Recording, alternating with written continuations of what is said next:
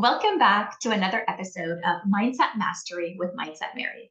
Today, I have the honor of introducing an extraordinary guest. JJ Virgin is a triple board certified nutrition expert, a fitness hall of famer, an author of 4 New York Times bestsellers, a prominent TV and media personality, and a highly sought after entrepreneur.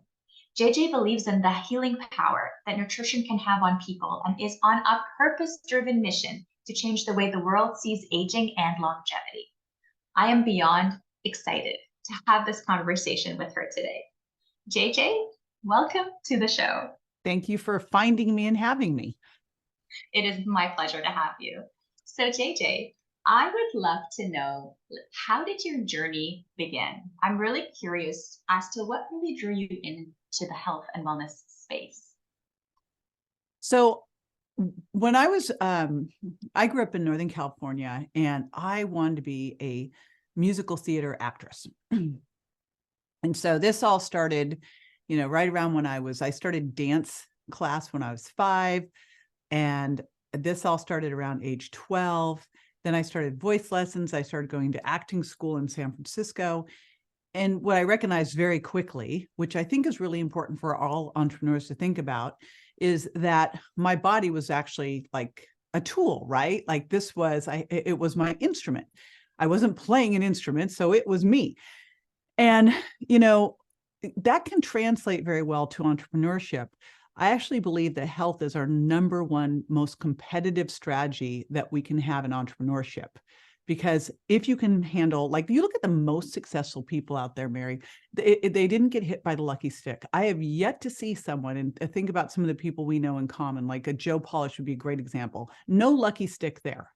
You can just go down the line with people who are successful. In general, what they did was they just were able to learn how to create amazing resilience, how to tolerate higher and higher levels of stress, and how to really build and manage their mindset. And so I view this like being able to have amazing health and being able to create great resilience as your single biggest competitive advantage. Now, for me back then, I just knew that if I wanted to be able to go and do what I wanted to do on stage, that I had to be able to show up strong. So I started studying it literally at age 12. I was in the library because we did not have Google, reading everything that I could, tracking my calories, tracking my macros back then, teaching calisthenics because there weren't even gyms. I was working out in the high school gym with the football team. And it just built from there, especially when I got to UCLA and decided that I didn't like their theater department. Now what was I going to do, right? and kind of found all of the exercise science and nutrition and started going after that. And I know back then I was called a health nut or a health freak, and I just kind of went, what's wrong? Like, why wouldn't you be? And I've just always been obsessed with 2 things, and it has been health and marketing. Those are my 2 favorite things. Wow. Health and marketing. Health and marketing. Mm-hmm. That is very, very interesting. So isn't it funny? Health marketing and actually performance, even though people go, well, what happened to that acting career? I go, well, I can't really sing. I'm not a great dancer, and I can't really act. So there goes that. So there's that. But I learned how to be on stage, and I learned how to speak. And I learned how to move on stage and move on camera. So that was useful for other things. Just don't ask me to try to do something in character, because unless that character is me, I can't do it. That's amazing. That's a beautiful story. And it also shows your resilience in being okay with just completely changing course and trying something different when you got to. But what if that course is actually the course? And, I've yet to see someone with a straight path to success. And when you look at courses, quite often, in retrospect, all of that was research and research, and it looks absolutely like it was planned, right? I got an English degree. I worked in catering departments. I was performing. It all looks completely planned, and it was so bizarrely random, and it all went together. And I think quite often our paths are like that. Yeah. And, there isn't that straight path to success. And all of those turns and corners are critical for creating whatever it is you're going to create. You just can't see it at the time. Oh, I absolutely agree. It's true. It's because we have an inability sometimes to really just zoom out, right? Like we something is happening and it's not going the way we want it to go or the way we're expecting things to go. But then when we zoom out and say look back 5 years, we're able to actually connect those dots. Right. And you can't, Mary Morrissey says you can't see the picture when you're in the frame. Like the fish doesn't know it's in water. And that's always the case, right? Oh, absolutely. I had someone tell me last week, you can't read the label from inside the bottle. And I'm like, yeah, that's true. Those are great analogies. So, as a young entrepreneur, when you first came out of university, did you start by building your business, or were you working for someone at the time? Or like, I'm wondering, how did entrepreneurship come about for you? Oh, I've always been an entrepreneur. I was an Just entrepreneur when I was 5. I like, as a little kid, I was doing the lemonade stand and offering to do all sorts of things for the neighbors, like, anything to make money. And I had a couple different jobs in high school, in college. I had 5 different jobs at one point in college. And then I started my own business in college. And I didn't mean to. I didn't actually know back then. There certainly wasn't a big thing around entrepreneurship, and especially not for women. But in college, I was teaching aerobics at a studio in Westwood, California. That's in Los Angeles, West LA. And I started teaching aerobics at the studio. And then I started managing the studio. And then someone called the studio and asked if someone could come to their house to help them. So I did. And as far as I know, me, Body by Jake, and Mark Sisson were the first 3 personal trainers. That's when I started doing that. And so I just started doing that and going to people's houses. I was sitting at a nail salon getting my nails done. Someone asked me what I did. I go, well, I teach exercise at people's houses. They're like, can you come over? How much do you charge? And I remember them asking, how much do I charge? And I'm like, and this was 1985, probably, maybe 84. And so I said, $35. And I held my breath and I thought I was going to throw up. And they said, okay. And all I could think of when they said, okay, without even blinking, they just said, okay. I thought, not enough, So the next time it was like, how much do you charge? I said, 45. How much do you charge? 55. How much do you charge? 75. How much do you charge? 90, and the wildest thing was the more I charged, the more they thought it was valuable. And the easier it got. I was like, it was all my mindset that was holding me back on that. Right. And then I realized, well, if I have them pay by the time, I have to resell them every single time. Why don't I just put it into a package? And then I kept upping the price on that. And, it was such a learning curve, but I see it today because I coach a lot of healthcare practitioners, and, to get them to raise their rates, they baby step in. And the minute they start doing it, they're like, oh, I'm getting more committed patients. They're getting better results. I'm not burnt out. I've got more time, it's like, but it is one of those first lessons for an entrepreneur is we have to increase our self-worth in order to charge what we're worth, right? Yeah. And I love your story. And I think that for you, you felt like if people are willing to pay for this, they're also willing to pay for more. It was almost like it was proof that you are worthy of what you were charging when more and more people were coming on board. So I'm curious, what do you think are some of the challenges that people face when it comes to, say, their own self-worth or increasing their prices? Like, I think in the coaching industry, a lot of coaches struggle to raise their prices because they'll think that they won't get clients. Isn't it funny? There's 2 things that I always teach, and both of these things bring up so much stuff for people. And they're like, oh, but I need to get more clients. The first one is to really specialize in something, create your niche, right? And they go, but then I narrow my audience. I go, no, then your audience can find you. So it's way easier. And people pay more for specialists, right? So it is the craziest thing. And I see it time and time again where people think, oh my gosh, I don't have enough business, so I'll just lower my rates so I'll get more business. It never works. It never works. You raise your rates. Like every time I would raise my rates, Mary, I would end up with a waiting list again. It was wild that this happened. I was just talking to a gal that I coached who, when I started, she was working, basically she was working to pay the rent in her office. And I was like, listen, and I think she was charging like $2.95 an hour. And this was like in a very expensive city. And I said, you got to charge $5,000. You got to initially just charge $5,000 for the first, package that you do. And she was like throwing up a bit doing this. And she just crept up to it. Now she charges $100,000 for her package. Wow. And and she can't even like look back at that, but she's like, I can't believe. But she had to just keep testing it out, but realize what I do to help people start to really kind of look at their self-worth, because quite often, and I work solely, like I do, I work in the health world, the consumer side and the practitioner side.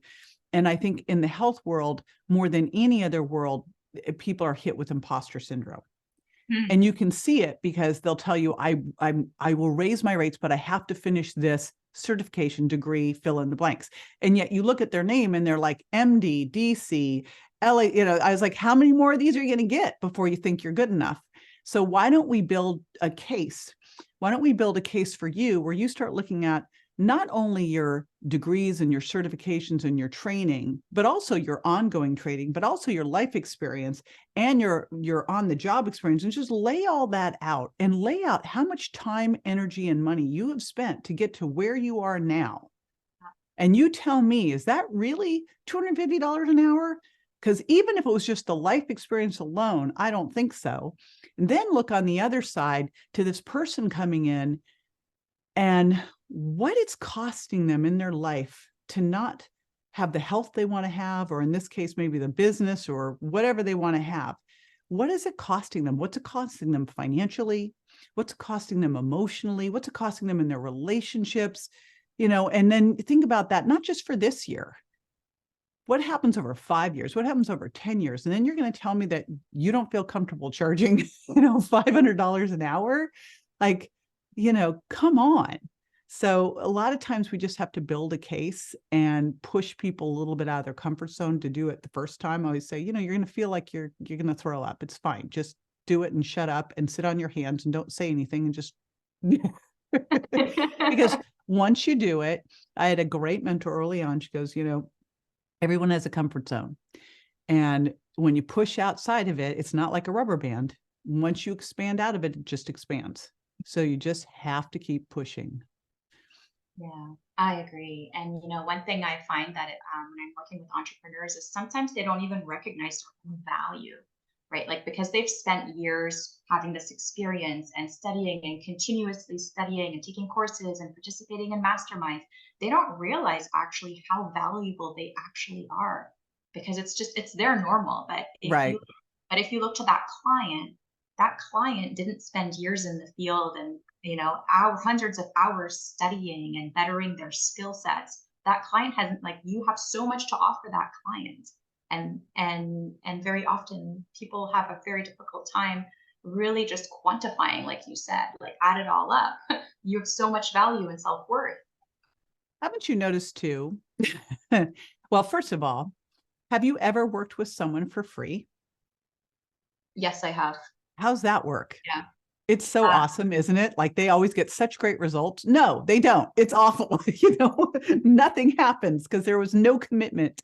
But Yeah, it's so interesting because generally the more someone pays, the more they pay attention. And if you can just, if it's just too easy, then they just nothing happens. So that time and money commitment changes everything. And I think for all of us, we've all had that pain in the butt client who you tried to do a favor for and either do a deal.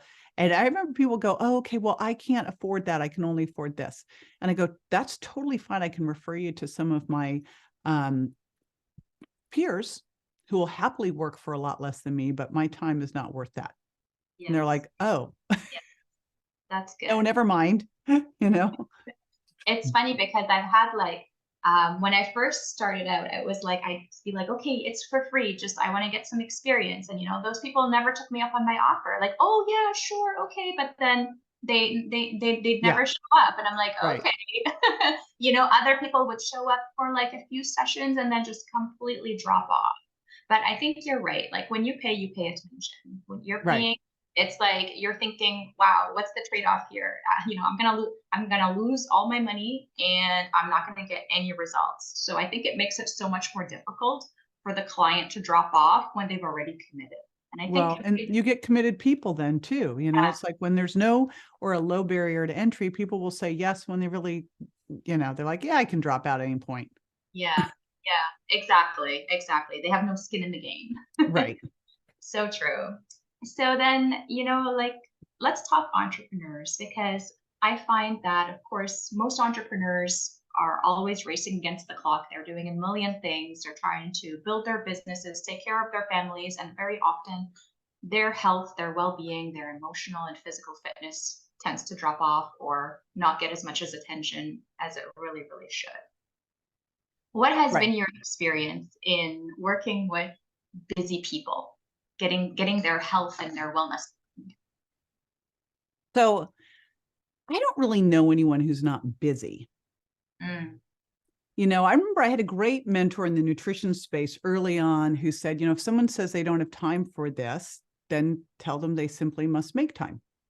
yes. I was like, oh, Mm, okay. Because early on, I was going to someone's house and she goes, oh, I only have time. I can only have you come over once a week. That's all I have time for. I can't work out more than that. mm, And yet, she was always out shopping, buying stuff. I was like, but I didn't have the wherewithal back then to say, well, that won't work. You need to make time. But that's my answer now is I find, everyone has time. It's just where they're prioritizing that time. Right. And, so you've got to prioritize. And for a lot of people, I think it's just not understanding that the difference of your productivity, of your effectiveness, of your creativity. Because really, when you're an entrepreneur, your number one asset, I really believe, is your creativity. yeah, Right. yeah. Like when you are stressed out and time crunched, there's no creativity happening. Mhm. And so your greatest asset, your greatest way to make money is squelched. So that's the most important thing is just to really look like realistically. I hate the word realistically, but in some cases we need to use it to look realistically at your day, not overload it. Like I have a list, a paper list that I put like it's right here. And it's like to do ASAP, to do now, to do later, right? And it's so that I can and I put what I normally can do on a little remarkable that's right here. um, on my day, what I can do. And if I happen to get those things done, then I will add more. But I don't look at this and make myself crazy because I know I need to have space in the morning to meditate and to be creative, need to have space to exercise, right? So like get real with yourself because that'll allow you to have to not overload yourself with more and more and more projects. And generally, I think the biggest challenge entrepreneurs have is to control themselves. Right? I mean, to control it, like, because we have too many ideas. We want to do too many things. Generally, like most of them should never see the light of day. Right? I have a little journal where I write all these ideas down. Most of these ideas should never be done. They seem amazing at 2 a.m. I'm like, Yeah. oh my gosh, and then the next day you're like, just shelve that one. And then you just got to decide where you're going to spend your time and stay focused. Because if you look at the most successful people, they are not doing a gazillion things. They're working in their unique ability, like Dan Sullivan talks about, and they're really focused and they're making sure that they're prioritizing their health in order to be able to do that. Yeah, exactly. And prioritizing their health and also creating white space. Like if your Yeah, calendar is over committed, it's like when are you going to be creative? We're always going to be in reaction mode, right? Like, and I find like a lot of entrepreneurs say like we have ADHD brains. mhm, Like we got so many tabs open and we're jumping from one thing to the other, and it's actually turns out to be super unproductive because we aren't being focused in what it is that we're doing. exactly. So I know my money time is in the morning. Okay. And so I meditate And then I always have a couple projects. Like right now I'm writing a new book and a program, and I'm writing another program for the other side of the company. I have consumer and practitioner. So I know which things I have, and I just see what calls to me that morning and work on it. Like generally will happen in a meditation, or I'll wake up in the morning and go, that one, boom, and I just have my space to be able to do a little bit of that every day. And do you ever find that you're really sourcing from just a deeper inner knowing, like more intuition in trying to really figure out where the day is going to take you or what you're going to tackle? Well, I have, like, every day I have stuff, and it every day is different. I mean, stuff is always exercise and always meditation and always good sleep. But other than that, like, I'll look at the days, and what I've done is I open up the morning time is creativity and workout. So that always goes till, like, I generally don't start anything till 11 o'clock. And then the rest of the time depends on the day, whether it's coaching calls or interviews or what have you. But I keep that piece open to get that kind of stuff done. And I do kind of the silly stuff later, like, following up on email stuff that does not require big brain power. Mhm. I do Yeah. later in the day. Oh, definitely. Yeah. Tackle the most important stuff first. And if Right. it's exercise and meditation, put it off in the calendar. Right. Well, I do exercise a little later though, because gosh, my morning brain time, I want to take full advantage of. But sometimes I just need to reorganize the closet. Mm. What I've realized, and I think this is more women than men, is that women need to putter a bit. And I find I can get really creative if I reorganize the closet.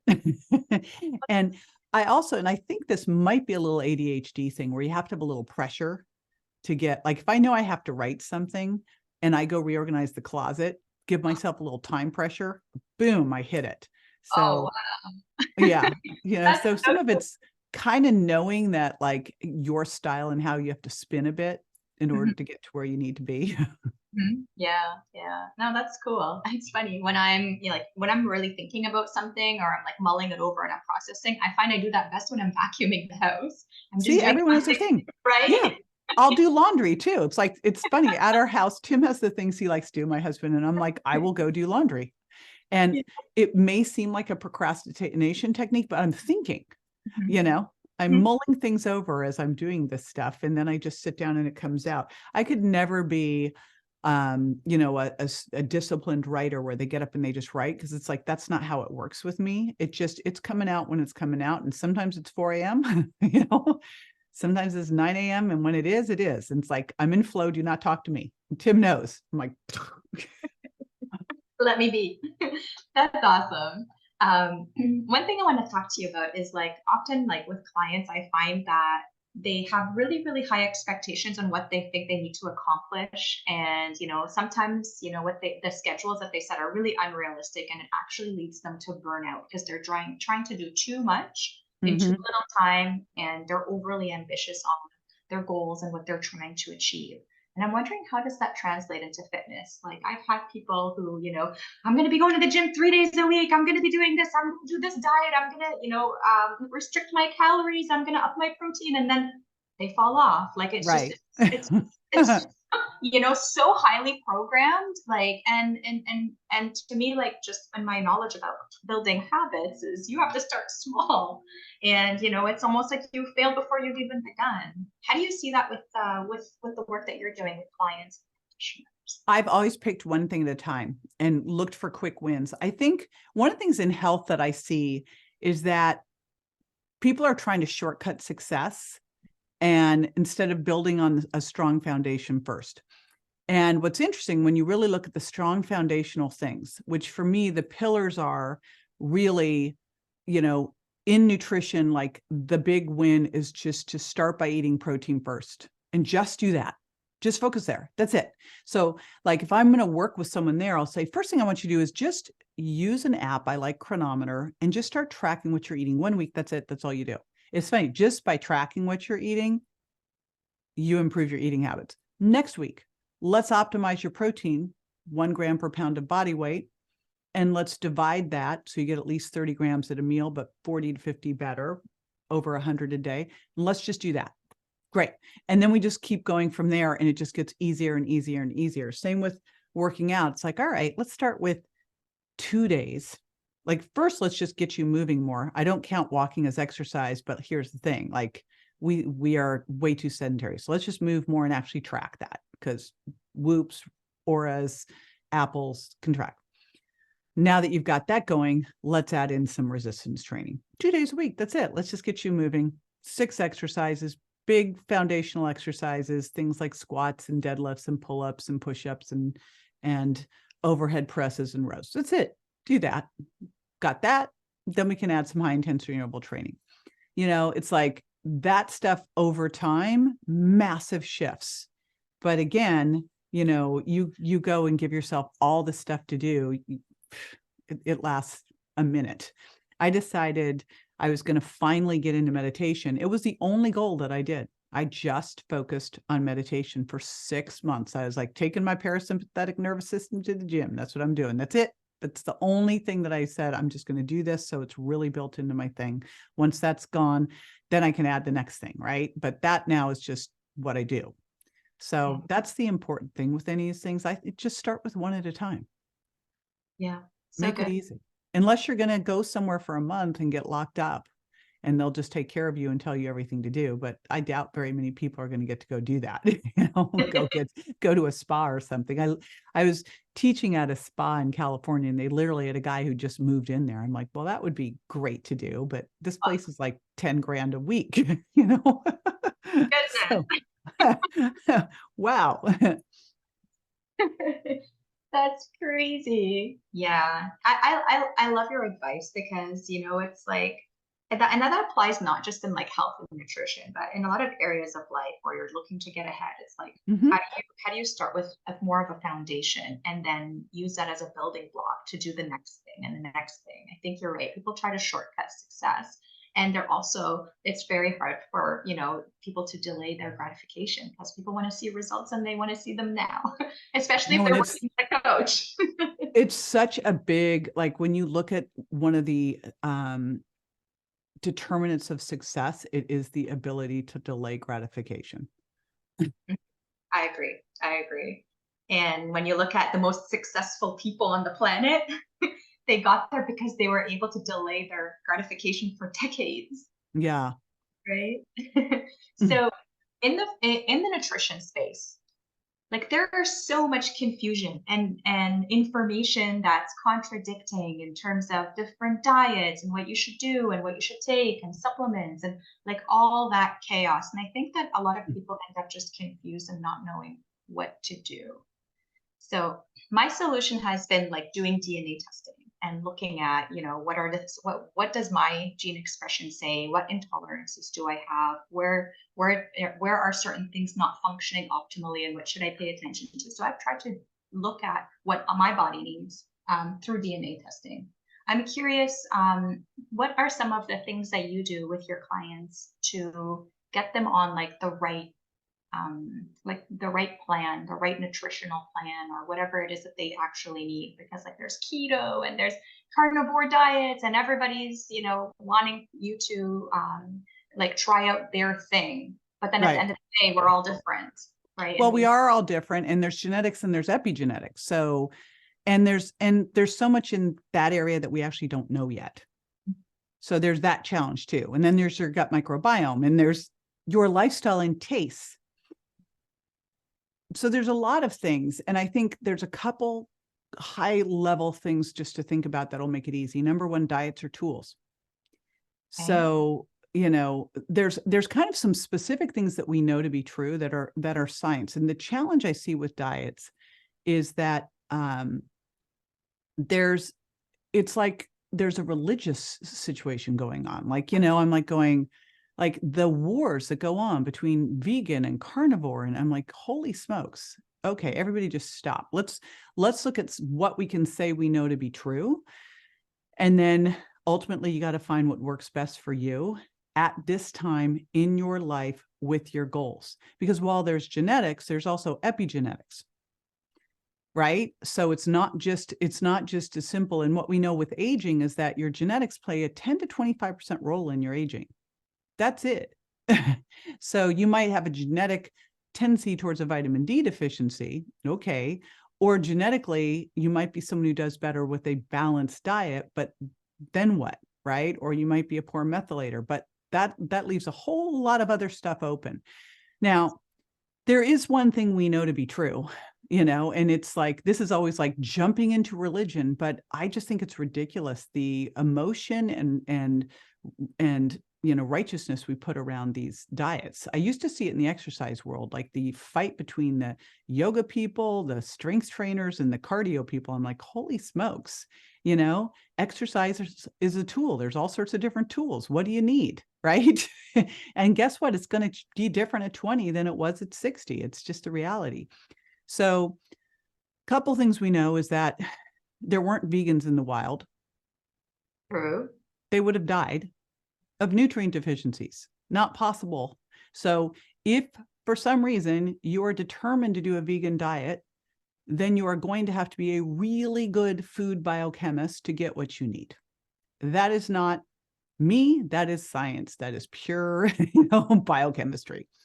We need protein. We need fats. We can live without carbs. Doesn't mean that we have to. Just means that we could. Our body can deal without them. Protein should be used for building and rebuilding. Carbs and fat are used for energy. Can you use protein for energy if you really have to, but it's not the preferred fuel source for the body. The body can store carbs in your muscles. The body can store fat in fat. Body can't really store amino acids. They're in your muscles. It will have to take them out of your muscles. You don't really want that. You need a constant supply of them every single day. Those are just foundational things. Now, whether you eat a higher carb or lower carb diet, someone who's big endurance trainer, who I try to get them to stop doing that. But if they were, or they were under a lot of adrenal stress, which if they were an endurance runner, they do too, probably higher carbs would be better. If they are insulin resistant, probably lower carbs are going to be better. What do we know to be true? High carb and high fat, low protein is an obesogenic formula. We know that 10 to 12% protein, and then the rest high carb, high fat, you're going to probably gain weight in excess of calories. If you're not eating excess calories, what you probably will start to do is have more visceral adipose tissue and slowly lose muscle. I also know that starting at age 30, you start to lose muscle, especially if you're not doing resistance training and eating enough protein, and that you need more protein, not less, as you age. So, there's some basic foundational things that we know, and there's science, And so I think the big challenge we have out there is that there's a lot of hype. There's a lot of fear mongering. And I do think that there are, because hear people say there are no bad foods. Well, I do think there are bad foods. I think that's kind of ridiculous. There are some things that you shouldn't be eating, but I think the better focus is to focus first on what you should be eating. That tends to work a lot better, right? It's like when you have kids, fill up on the good stuff first. You're less likely to eat all the bad stuff if you just fill up on the good stuff. So focus on what's obvious, which is eating foods closer to nature, getting in your optimal amounts of protein, adding in non-starchy vegetables, a little bit of fruit, making sure that the animals, if you are eating them, are clean because you are what you ate, getting in the right types of fats, not eating damaged oxidized fats. Those are problematic and, inflammatory, right? Not eating all this processed candy and garbage, that's a problem. And, when you really look at what's going on, we tend to focus on the minors and get really bogged down on those. But here's the reality. If we just ended up taking away most of the ultra processed food, because I think now that we are eating a more plant-based diet than ever. It's like something like 70 to 80% plant-based. Women get about half the amount of protein they need. It's like they're getting like 40 to 65 grams a day. It's horrific. And, we're eating a highly processed diet that we now know decreases satiety, lowers the thermic effect of food, makes you put on visceral adipose tissue. We have over 41% of the population in the United States is obese, over 70% is overweight or obese, and less than 7% is metabolically healthy. Something's not working, and we've become more plant-based, right, than, over the last decades. So, we got to go back to, I had a great mentor early on. He said, the sicker you are, the farther back in your ancestry you need to go. So we need to go back to a way more whole foods approach. That's That's like, really, I don't know how anyone could argue with that. Well, one thing that like I did like a long health and longevity course with Dr. Mark Hyman, and one thing he said that I'll never forget every time I go into a grocery store is stay along the perimeter of the grocery store, never go in the middle aisles, because that's where all the processed and ultra processed foods are. And when I go to the grocery store Yeah, with my kids, where do they want to go? I know, right in the middle. Where are those? Where's those fruit sticks? Yeah. And they're throwing things in the cart. And like, I definitely would say they're so annoyed with me because I'm like, not healthy, not healthy. And people are hearing me say, like, not healthy, no, too high sugar, food coloring, this, that, this, that. But I also try to follow people also that are obsessed with that, right? That really will open your eyes to, hey, did you know there's sugar in, your tomato sauce or whatever it may be? But it's like, Yeah. And it doesn't need to have it. Like, those are the other things. Like, first of all, make your own salad dressing. A lot of the places, when I wrote the sugar impact diet, I was like, wow, salad dressing is where they do a lot of damage. They put in inflammatory oils, they put in sugar, and they charge a lot. Just use some olive oil and some vinegar. Simple. Don't mess with that. Save money. It's better. And then you look at little silly things like tomato sauce. Why did you just make your tomato sauce have more sugar than a pack of Oreo cookies? Why? Yeah. Why would you do that? It's just silly. And then you look at it and go, okay, what are some of the things? Because it gets confusing. But if you look at what they've really tried to do with ultra processed foods, is they've tried to make things that you would just overeat on, right? And so it's kind of my test. Can I eat this without feeling like and get satisfied, or do I have a little bit of this and want more and more and more and more? Right? That's the test. Like Doritos. It's like there's something in these that are Yeah. you to go Oh, back. they've perfectly crafted Doritos to have this umami flavor that your body is going to think is protein, because there's this phenomenon called the protein leverage hypothesis, where we will continue to eat to get enough amino acids. And so your body will just go for those. Then we also know, so not only are you not triggering the satiety you would with protein, you're not getting the thermic effect. And when people eat an ultra processed food diet, they tend to eat about 500 calories more a day. Now, Yep. just play that out over time, and it also starts to shift. So, we, back when I was growing up, they had this commercial that was this pinch an inch. Can you pinch an inch commercial, which they don't even do anymore because people don't have subcutaneous fat problems like they used to. They have visceral fat problems. Yeah. And so now their stomachs push. And I remember the first time I saw this, I had a client in Florida and I went to do her body fat via skin fold calipers. And she had so much visceral adipose tissue, and I didn't know what it was at the time. This was way before all this information was out, that it was like she was like a big potato on stilts, right?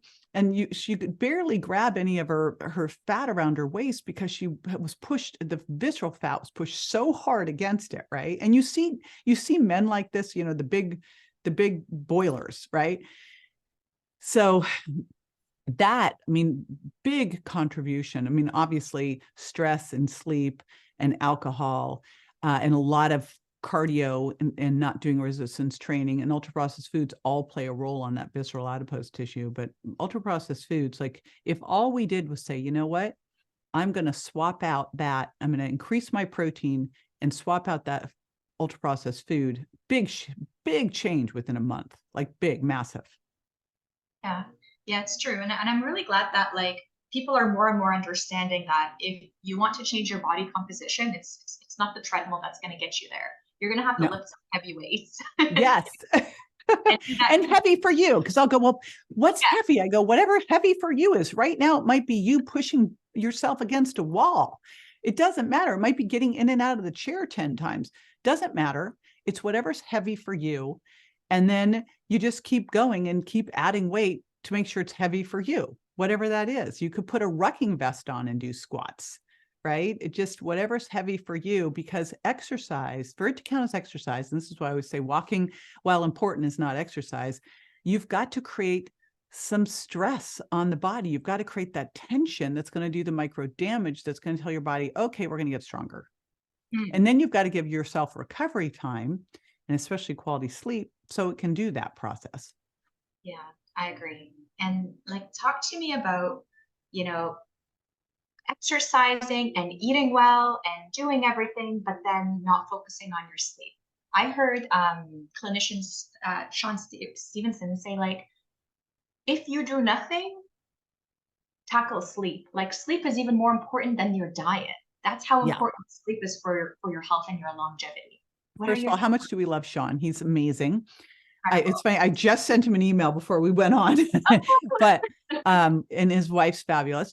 So there was an interesting study done, and I think it was done at WashU in St. Louis, and it showed that even if you were eating correctly and exercising, if you were not getting the recommended 7 to 9 hours of quality sleep at night, you were at risk for obesity.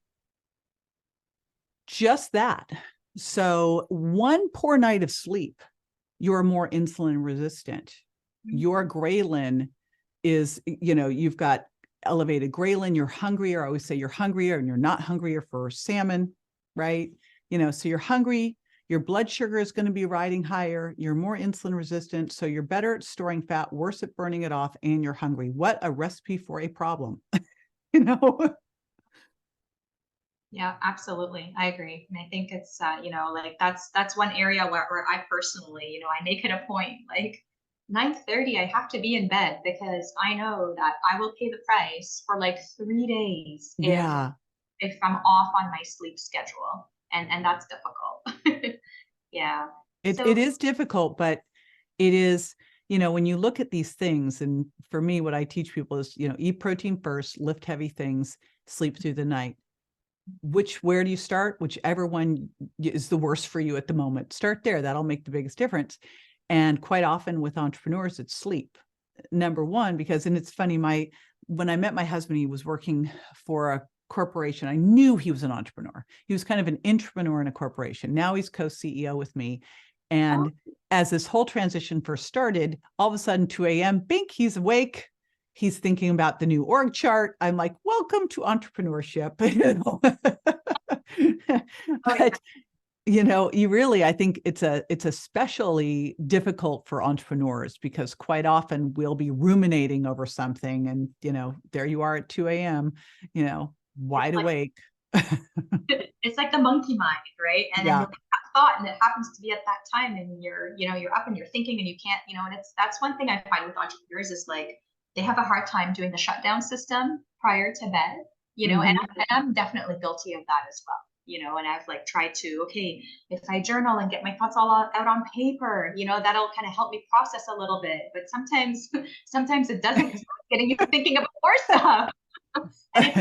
I literally had all night long last night. I have a client I'm coaching later, and I coached her all night in my sleep. I go, oh my gosh, I just coached this woman. I woke up and I knew exactly what her issue was and how to handle it. But I'm like, that was all night long. I like had this coaching session with a client all during my sleep. I will tell you that I think entrepreneurs have to do extra to get a good night's sleep. I love Dr. Joe Dispenza has a great sleep meditation for nighttime. So does Emily Fletcher from Ziva. So you got to find that thing that can help. We'll do a sauna or I'll do a hot Epsom salts bath.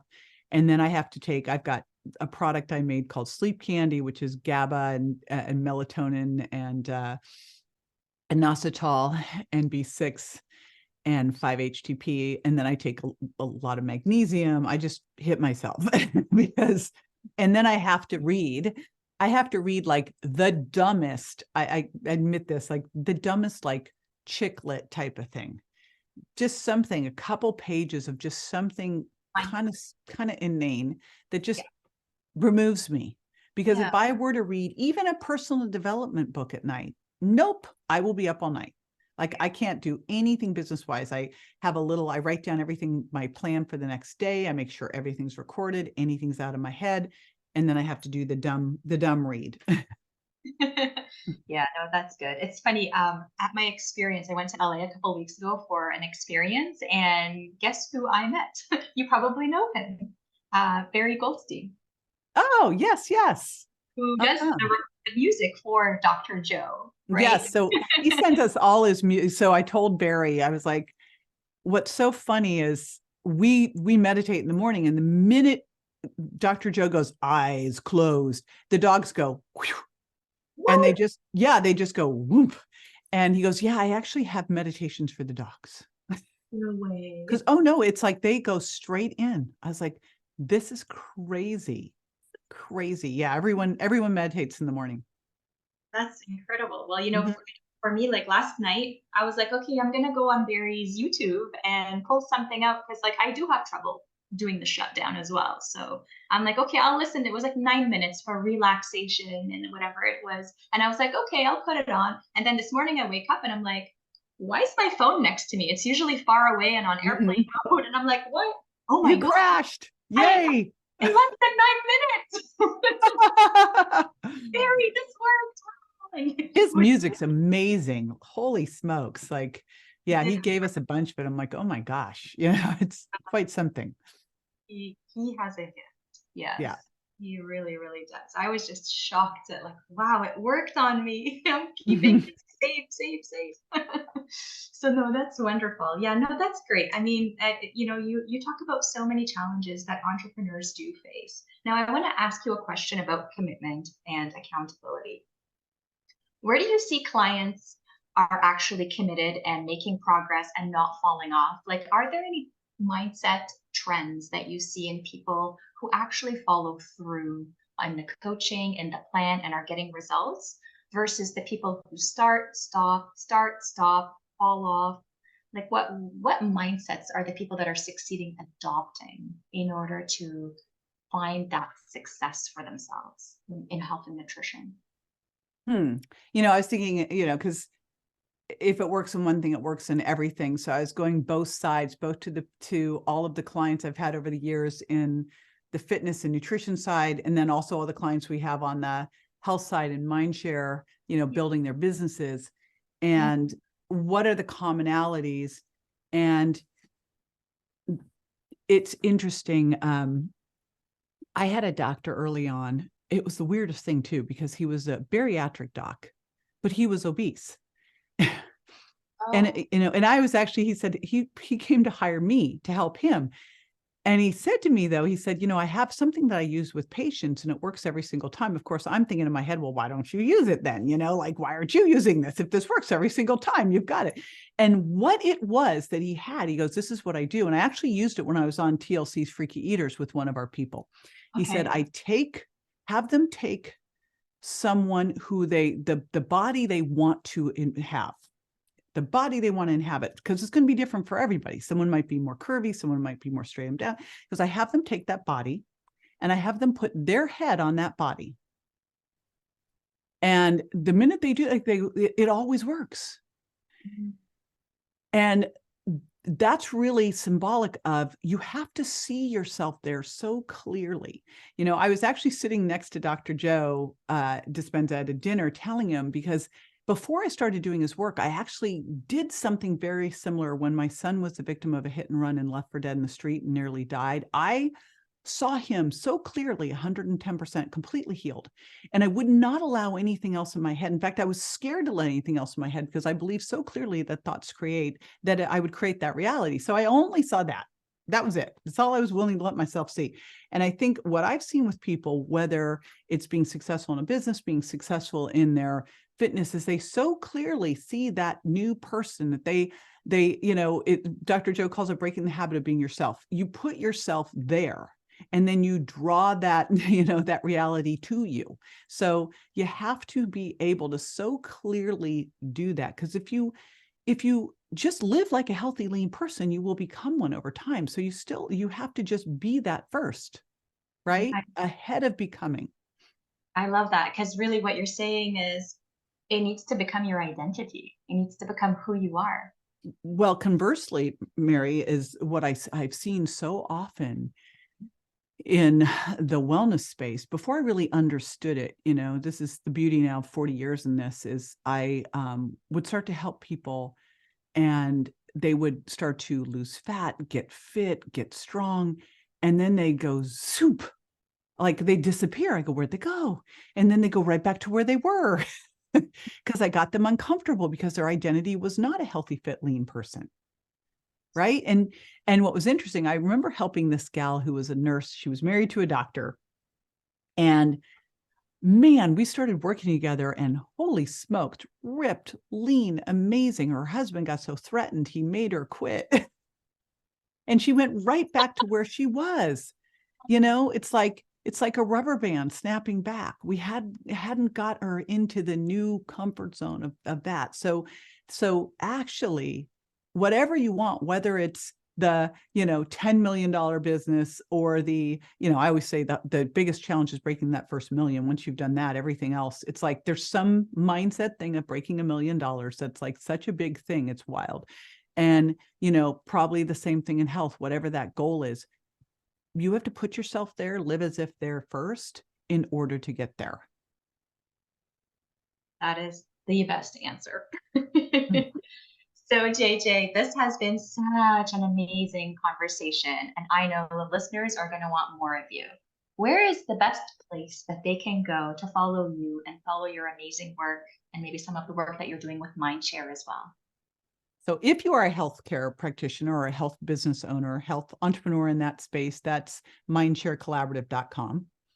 And we have all these non-health people. Like, it's health businesses. Can I come? I'm like, no, it's health businesses, or those who support health businesses. And then for the for consumer side, which right now I'm very focused on aging powerfully and everything around that, and those 3 pillars of eating protein first, lifting heavy things, sleeping through the night. That is all at jjvirgin.com.